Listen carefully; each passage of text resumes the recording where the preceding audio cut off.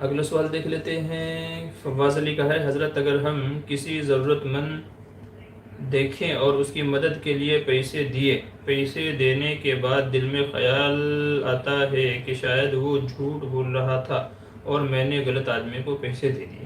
دیکھیے آپ کا کام ہے فی سبیل اللہ دے دینا، ٹھیک ہے، جو بھی آپ سے ہو سکتا ہے، 50، 100، 1000، 2000، جتنی بھی اللہ نے آپ کو حیثیت دی ہے، وسعت دی ہے، تو آپ کا کام یہ ہے کہ آپ اللہ کی رضا کے لیے دے دیں۔ اگر وہ جھوٹ بول رہا ہے تو بھی اس کا وبال اس کے اوپر ہے، اور اگر سچ بول رہا ہے تو آپ کی رقم صحیح جگہ تک پہنچ گئی ہے۔ بعد میں دل میں خیالات شیطان ڈالتا ہے کبھی کبھی، تاکہ آدمی آگے چل کر کے کبھی سخاوت نہ کر سکے، آدمی آگے کسی کو دے بھی نہیں، تو اس طرح کے خیالات بعض دفعہ شیطان ڈال دیتا ہے۔ تو آپ نے تو دے دیا، اللہ کی رضا کے لیے دے دیا، اللہ کے واسطے دے دیا، تو اللہ اس کا آپ کو اجر و ثواب عطا فرمائے گا۔